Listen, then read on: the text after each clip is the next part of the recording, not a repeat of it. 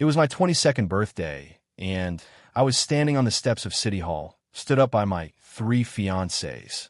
My phone screen lit up with a notification, an Instagram story posted by the 3 of them.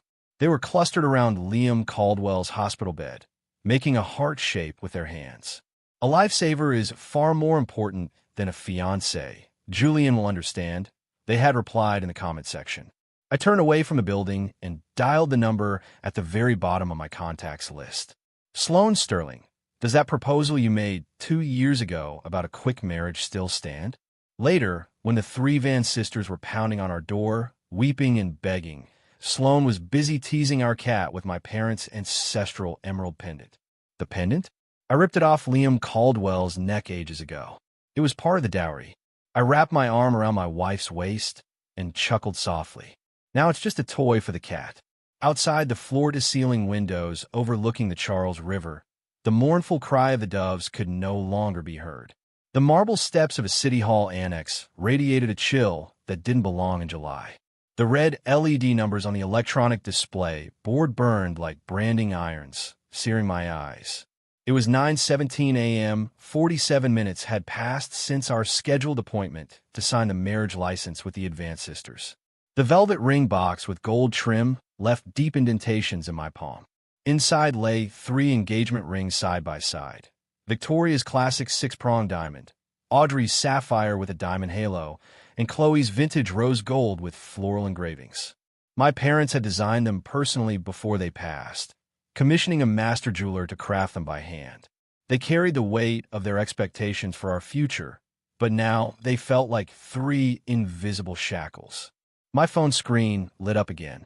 It was an update from Chloe's feed.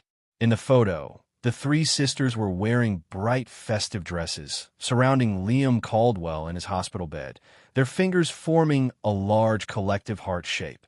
Audrey's fingertip was nearly poking Liam's face, which was swathed in heavy gauze. The caption read, "Liam got his bandages off. We had to be here for his rebirth. The sun is shining and hope is sprouting." In the comments, Victoria was replying to a mutual friend's query. Prioritizing our savior over formalities is what matters. Julian will understand. She followed it with 3 hugging emojis.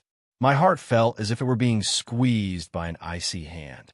Blood rushed to my head, making my eardrums ring.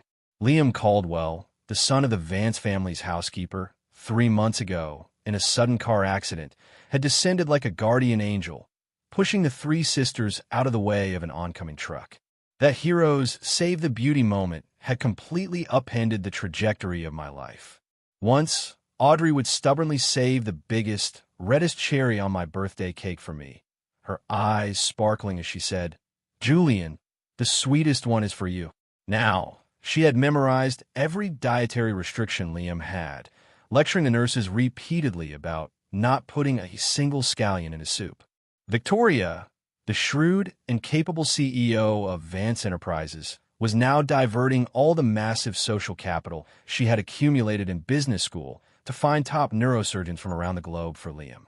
And Chloe, the most rebellious and self-centered of the 3 heirs, who refused to even step foot in a kitchen, had actually learned to make bone broth for him, ignoring the Band-Aids covering the cuts on her fingers. The display board coldly flashed B1314, a number dripping with irony, as if mocking my pathetic, superfluous presence. My fingers slid mechanically down my contact list, skimming past the 3 pin names at the top, and finally resting on the dusty contact at the very bottom. Sloane Sterling, yes. My finger hovered for a moment, then, as if using the last of my strength, I pressed call. It rang 3 times before connecting. A clear, cool female voice with a hint of imperceptible rasp came through like spring water hitting stone. "Mr. Thorne." The background noise was the crisp sound of turning pages and keyboard strokes. My Adam's apple bobbed with difficulty, a bitter metallic taste filling my mouth. "Miss Sterling," I heard my own voice, terribly dry and rasping. "That proposal you made 2 years ago about a flash marriage, does it still stand?" There was a brief silence on the other end, only the sound of steady breathing. 3 seconds stretched out like a century. "Do you have your ID?"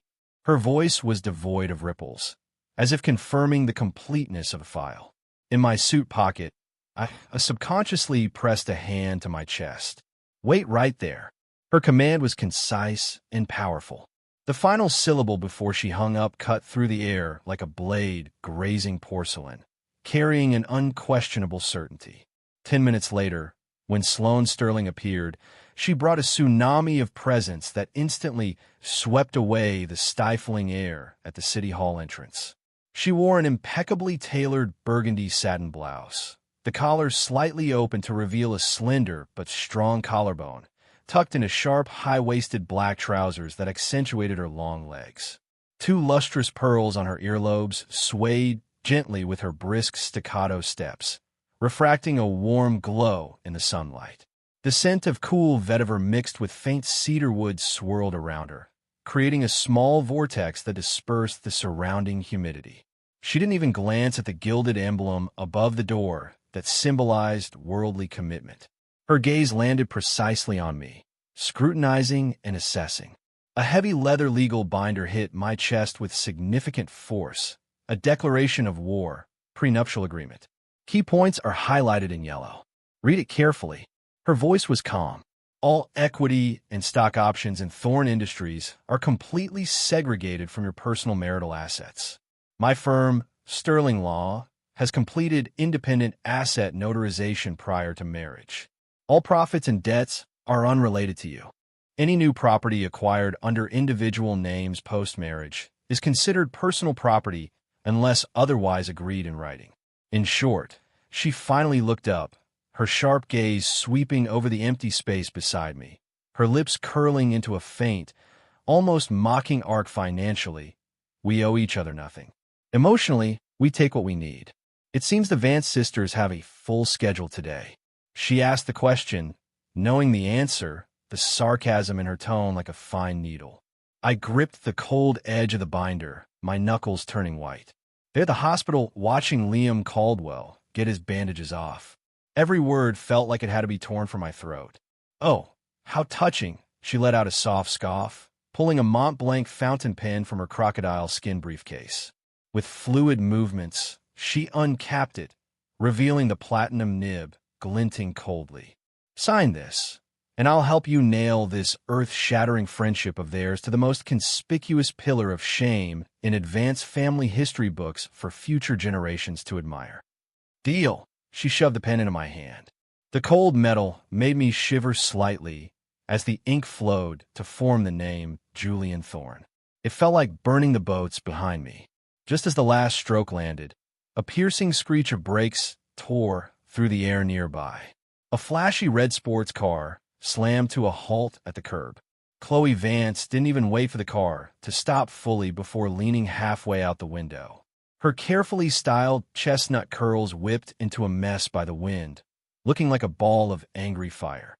"Julian Thorne, are you crazy? Do you know what you're doing? Using marriage as a joke to get back at us?" She rushed up the steps, reaching out to grab my arm, her voice thick with tears and rage. A hand with clearly defined knuckles and nude nail polish was faster. Sloane Sterling's expensive briefcase interposed itself with undeniable authority, precisely blocking Chloe's wrist with significant force.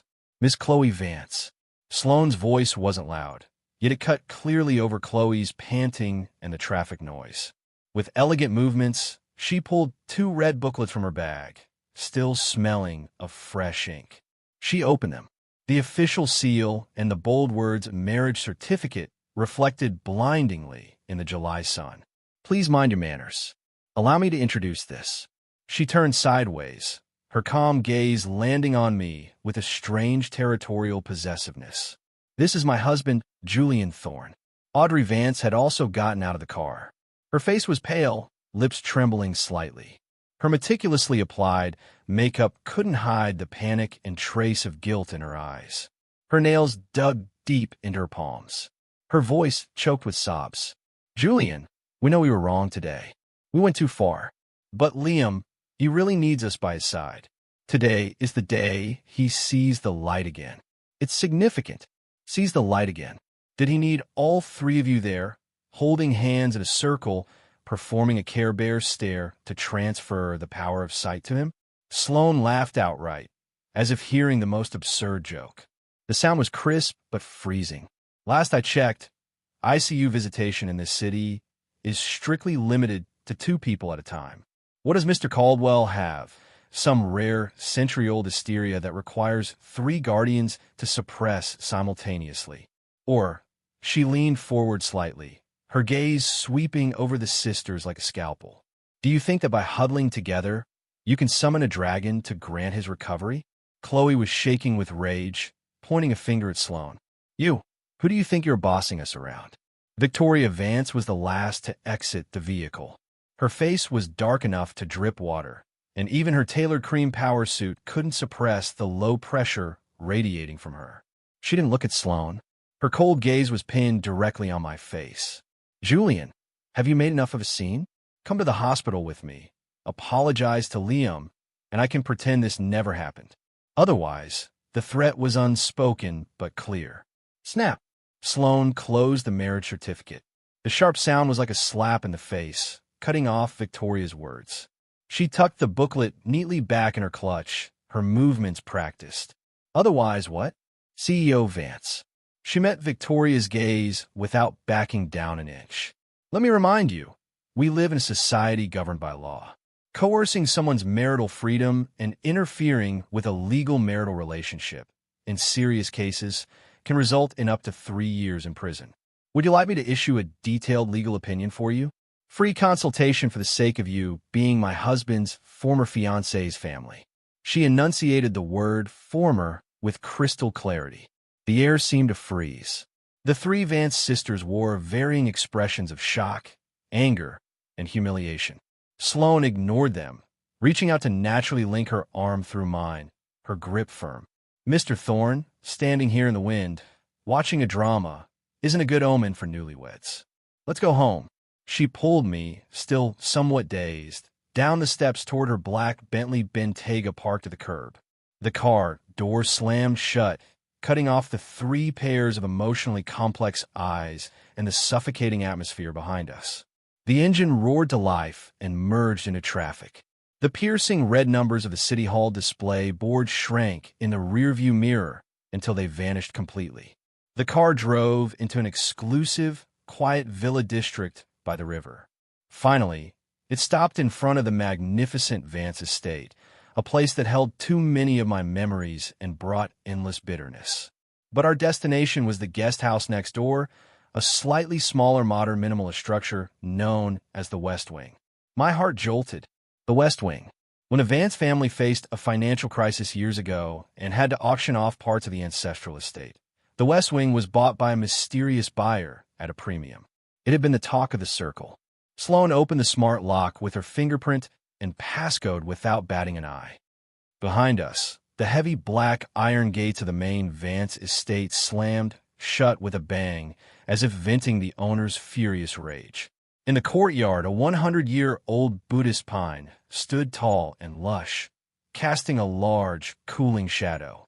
Sunlight filtered through the dense needles, dappling the ground.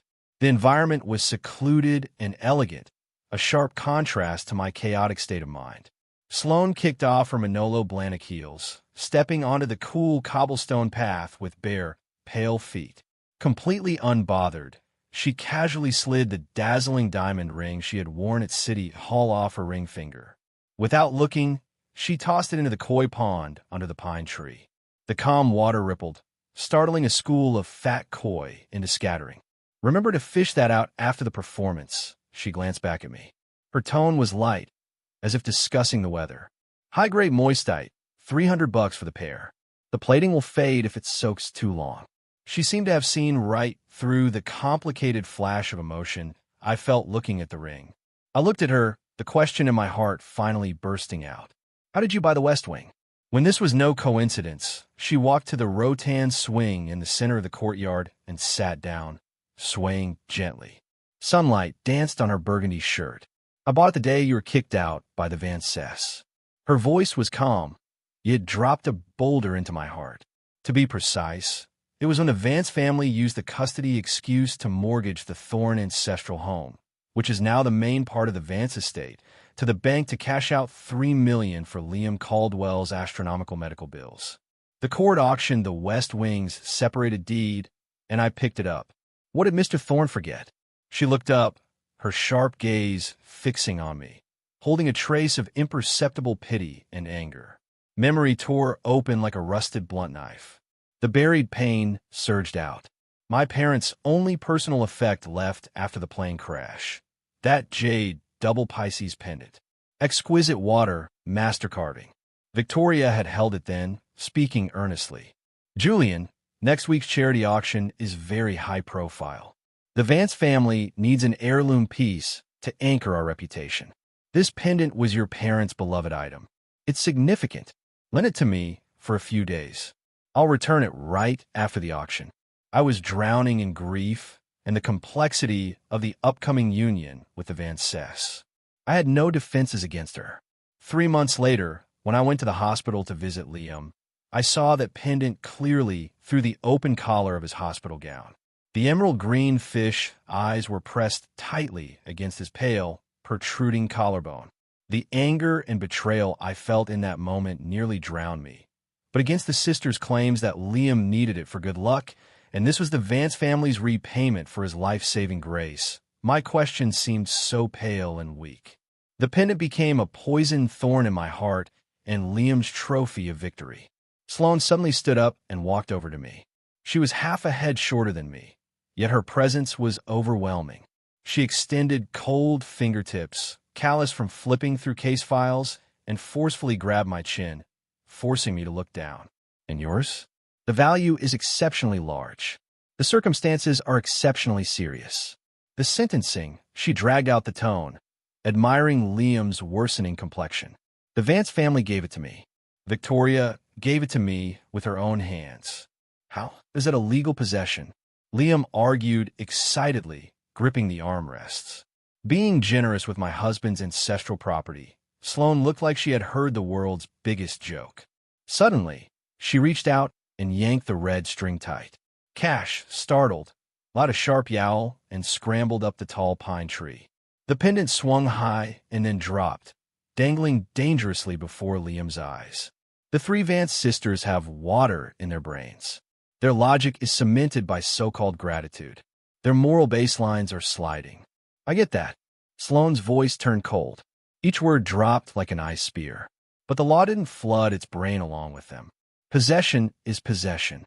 Illegal is illegal. Stolen goods never become legitimate property. Liam was thoroughly provoked. His string of reason snapped. He slammed the joystick on his wheelchair. The expensive machine let out a low drive noise like an out-of-control beast and lunged straight at Sloane. A flash of malice and madness crossed his eyes. It happened too fast.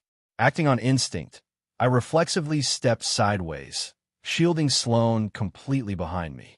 At the same time, I reached out to block the runaway wheelchair. Bang! A heavy, dull thud. The front wheel of the wheelchair slammed hard into the edge of the stone bench in the center of the courtyard. The massive inertia caused the wheelchair to lurch violently, throwing Liam Caldwell out of the seat.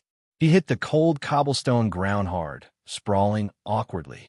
The wheelchair tipped onto its side, wheels spinning futilely in the air. Liam, almost simultaneously, Chloe's piercing scream shattered the courtyard's tranquility. She rushed in from the moon gate like a gust of wind, her perfectly styled hair flying wild. She threw herself down beside Liam, fumbling to help him up, tears instantly streaming down her face. She looked at me with disbelief and venom. Julian Thorne, you pushed him. How could you be so cruel? He just started getting better.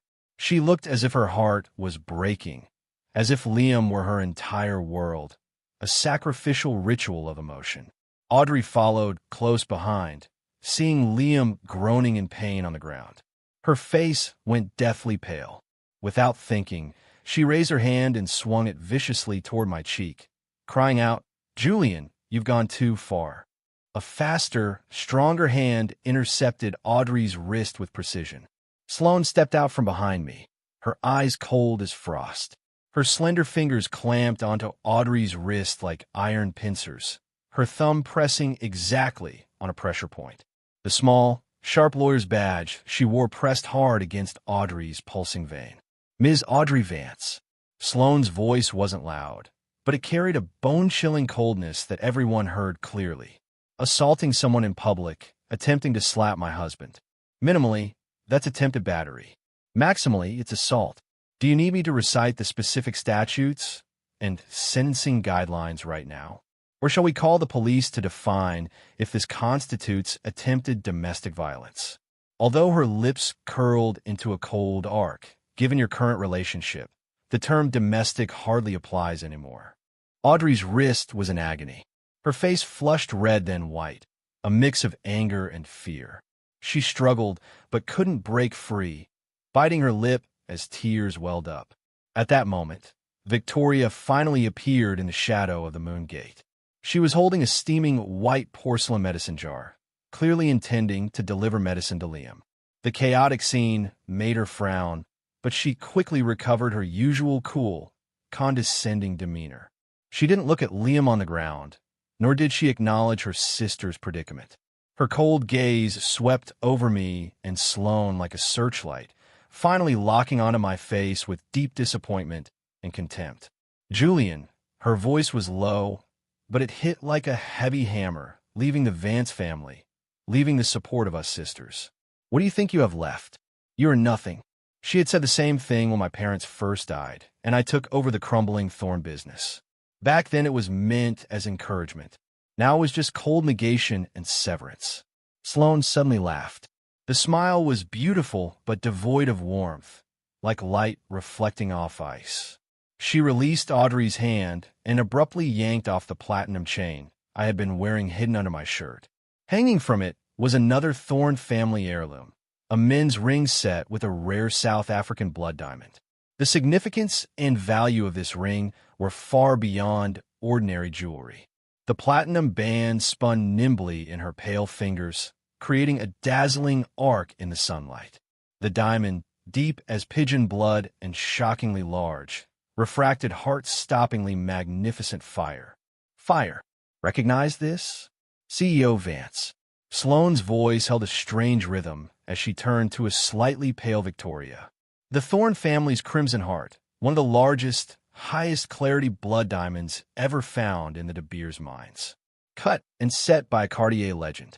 Its current value, she paused, admiring the shock and complexity in Victoria's eyes, conservatively speaking, is enough to buy 10 of the current Vance enterprises with change to spare. Under the shocked, greedy, and incredulous gazes of the Vance sisters and Liam, Sloane took my left hand. Without hesitation, with a solemnity that declared sovereignty, she slid the ring, symbolizing the supreme glory and wealth of the Thorn family, onto my ring finger. The cold metal and gem fitted against my skin, heavy with history. A pity. Sloane let go of my hand, looking at the brilliant ring on my finger.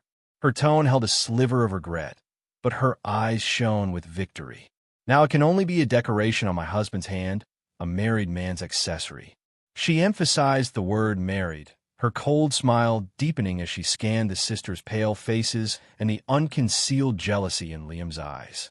The courtyard fell into dead silence, save for Cash giving a soft meow from the pine tree and Liam's suppressed groans of pain. 5. The jade pendant was eventually found inside the pillow filling of Liam's VIP hospital room, wrapped deep in thick silk. When Sloane pushed open the hospital door, holding a court-issued search warrant and flanked by 2 uniformed officers, she walked in on a heartwarming scene. Audrey, wearing an expensive Chanel tweed jacket, was carefully spooning expensive bone broth into Liam's mouth, her eyes dripping with tenderness. Chloe was peeling fruit nearby, her face still carrying the anger from the encounter at the West Wing. The police showed their badges and stated their purpose. Audrey's hand jerked, nearly spilling the broth. Chloe jumped up like a hen, protecting her chick. "What are you doing? Who allowed you in here? Liam needs rest." Sloane ignored their screaming, calmly directing the officers to search according to the law. When an officer pulled the familiar jade double Pisces pin from the pillow, the porcelain bowl in Audrey's hand crashed to the floor, shattering. The sticky broth splattered onto the hem of her expensive jacket. Liam's face turned gray as death. He suddenly began to cough violently, tearing at his lungs, actually coughing up spittle streaked with blood. The value was exceptionally large. Sloane stood in the center of the room, clearly reading out the criminal detention notice. Every word struck the hearts of Liam and the sisters like a hammer. Her hawk-like gaze swept over Liam's pale face. "Mr. Caldwell, do you need me to explain the sentencing guidelines for exceptionally large value in judicial practice? 10 years minimum up to life." Just as the police were preparing to take Liam away, a sharp-eyed officer checked the pockets of the patient gown Liam had taken off. He shook out a small metal object. It was the official corporate seal of Vance Enterprises. Along with it fell several draft equity transfer agreements and asset mortgage documents. The signature line clearly bore a forgery of Victoria's handwriting, and the beneficiary listed was Liam Caldwell. The truth was out. This savior, the Vance sisters cradled in their palms and poured everything into repaying, wasn't just greedily hoarding the Thorne family heirloom. He was actively plotting to forge documents and hollow out the foundation of the Vance family. "No, that's not true. Liam, tell me it's not true." Chloe screamed in a breakdown, trying to grab Liam, but was blocked by police. Audrey looked dazedly at the seal and documents on the floor, then at the curling, coughing Liam teetering on the edge of collapse. Victoria rushed in upon hearing the news. Seeing the scene, especially the draft agreement, forging her signature to transfer core assets, the last trace of blood drained from her face. She swayed, gripping the door frame to stay upright. The look she gave Liam was full of the agonizing pain of snakebite, shock, and utter despair.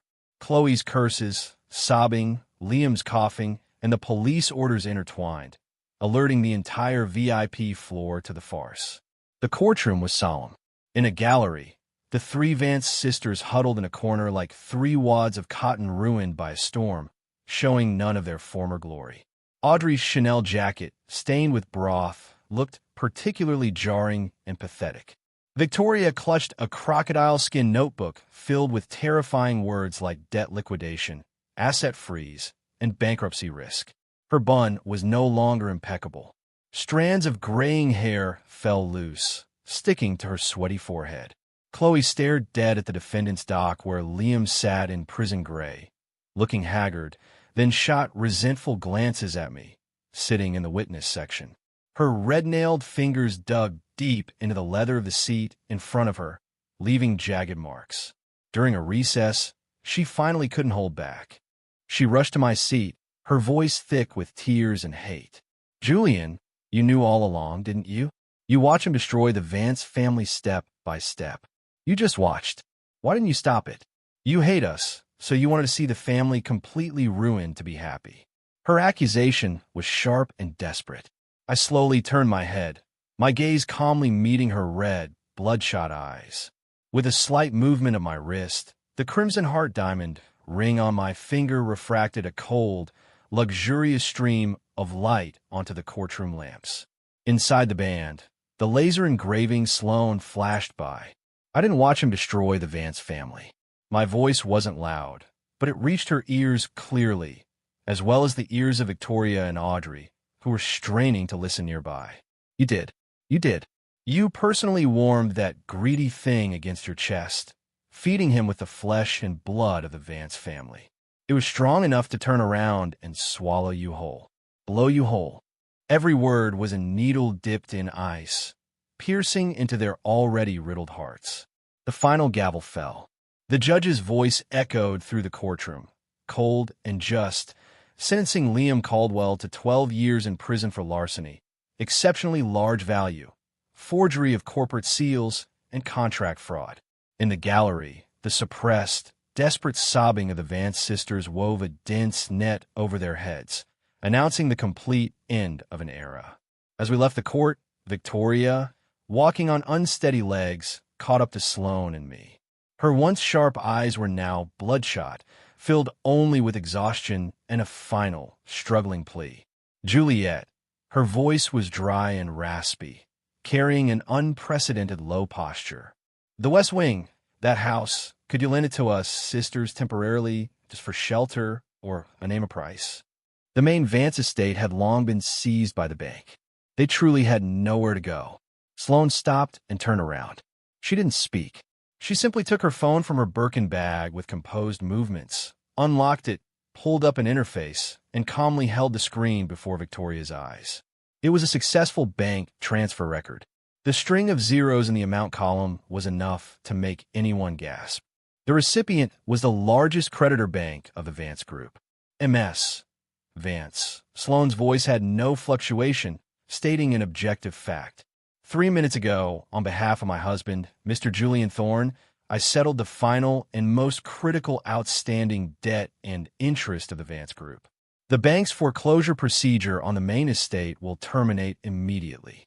Back in pack, she put away the phone, looking at Victoria's instantly widened eyes filled with shock and disbelief and the equally stunned expressions of Audrey and Chloe. She continued in her lawyer-specific, clear, and ruthless tone. "As for whether you stay or go, that is your freedom. However, based on humanitarianism and the last bit of nostalgia my husband has, I personally suggest you take whatever remaining family assets haven't been squandered by Liam Caldwell. Leave this place, find a warm small town in the South, and restart your lives." She paused, her gaze sweeping over Liam's hunched back as the bailiffs led him away in the distance. Her lips curled into a faint arc that chilled the sisters to the bone. "Of course, if you're deeply devoted to him and willing to wait 12 years or take him south to restart together, that is also your freedom. I wish you," she nodded slightly, her tone flat, "a safe journey." With that, she didn't spare them another glance. She took my arm and, with firm steps, her heels clicking on the marble, walked out of the courthouse that had buried too many unbearable memories. The crisp, decisive sound was like the final toll of the funeral bell for the Vance era. 7. The Charles River unfurled outside the massive floor-to-ceiling window. The setting sun dyed the rippling water into fragments of gold, flowing slowly. The early autumn breeze carried a crisp chill, blowing through the carefully designed courtyard corridor and rustling the sheer curtains. Sloane was barefoot, curled up lazily on the thick, soft white wool rug in the center of the living room. Cash, the blue-eyed ragdoll, lay by her leg, elegantly licking his paw. The recovered lustrous jade double Pisces pendant was now tied with a sturdier black leather cord hanging from Cash's fluffy collar. It swayed gently with his small movements, refracting a warm, peaceful glow, no longer a trophy on a greedy man's neck. Cash's paw batted a yarn ball. Beside the ball lay a financial newspaper, casually spread wide open. The headline, "Vance Group files for bankruptcy liquidation. Core assets acquired by mysterious capital. Occupied only a small corner. Really not going to see them off?" Sloane dropped a sugar cube into my bone china coffee cup. The silver spoon stirred gently with a crisp clinking sound. She didn't look up, her gaze on Cash playing. "The boat ticket was for this morning to Florida. I hear it's warm there. Good for healing and retirement." Her tone was flat, betraying little emotion. I didn't answer. I put down the cup, walked over to her, and leaned down. One hand cupped the back of her slender but strong neck, and with undeniable force, I kissed her deeply. The rich bitterness of the coffee mixed with the cool taste of mint candy on her breath and the faint sweetness of the melting sugar permeating between our lips and tongues, strangely smoothing out the last ripple in my heart. The river wind gently passed through the corridor, bringing moist vapor. Outside, the Charles River remained the same, but those mournful dove cries that once lingered like a curse were gone, vanished without a trace. There was only the soothing sound of the flowing river and the long, peaceful whistle of a boat in the distance. Counselor Sterling, the kiss ended. My forehead rested against hers, my palms sliding down her smooth spine to rest on her slender waist. The wedding ring on my ring finger pressed hard and cool against the dip of her lower back, a gesture of intimate possession and reminder. She was breathing slightly faster, her blue eyes looking like melted gems in the sunset, holding a trace of lazy allure. She suddenly turned, straddling my lap, her arms naturally circling my neck.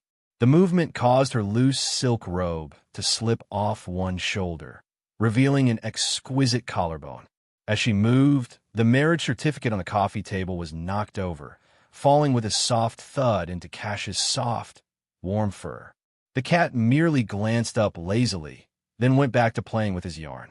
Her voice pitched up enticingly husky.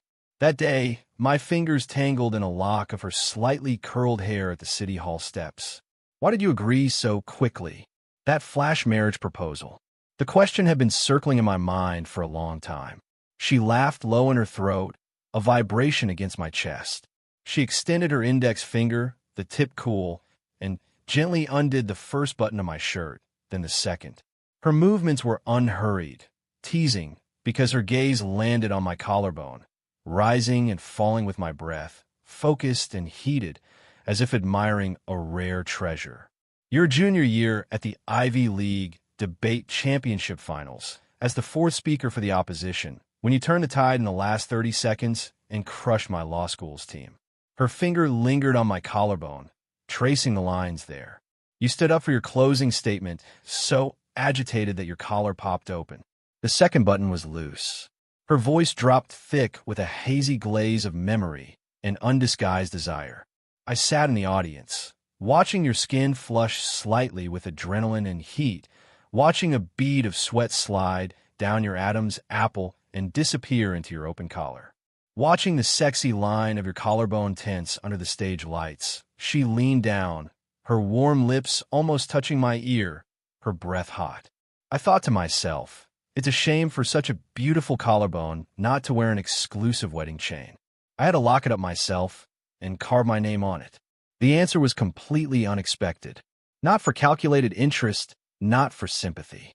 It stemmed from a detail so insignificant from a fierce debate so long ago that I had no memory of it. An indescribable throb and warmth instantly swept through me. Just then, Cash, who had been quietly playing with the yarn, suddenly jumped up in excitement. The pendant on his collar swung wide with a movement. Clink, crack, a crisp shattering sound. The jade double Pisces pendant, having weathered so much, slid off the collar and fell straight onto the hard marble floor, instantly snapping in two. Startled by the sudden noise, Cash yowled and scrambled up onto the windowsill. His panicked movement knocked over an unopened express envelope on the side table sent by Chloe a few days ago. The envelope hit the floor, spilling its contents. The river breeze caught a sheet of letter paper, drifting it to our feet.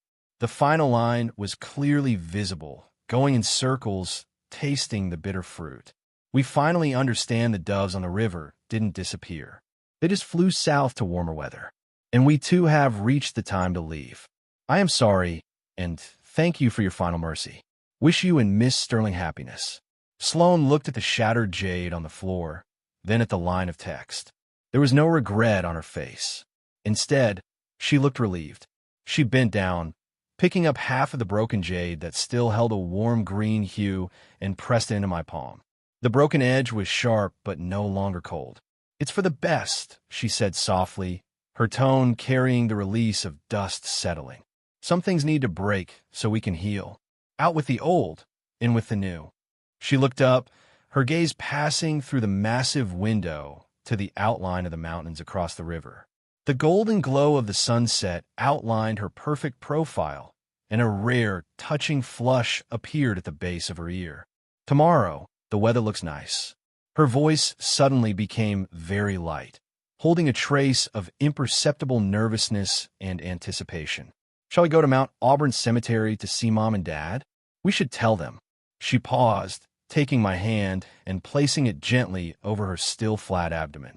Under my palm, I felt the warmth of life and a strange connection. That spring on the Charles River is coming soon with a new member, as if to echo her words. A silver fish leaped out of the glittering river outside the window, trailing a string of crystal-clear water droplets. The splash bloomed in brilliant gold foil in the melting sunset, then suddenly fell back, merging into the mighty eastward flowing river. The last haze in my heart was completely dispelled by this golden light. I lowered my head, asking no more questions. Instead, I gently bit the pearl button on a robe that was half undone and teetering, my tongue tasting the faint fragrance and warmth of her skin. Those mournful dove cries that had once hovered day and night like a nightmare had, in this moment, finally flown far away from the deepest part of my heart forever. Outside the window, only the eternal flow of the river remained, gently embracing the hope of new life. Story end.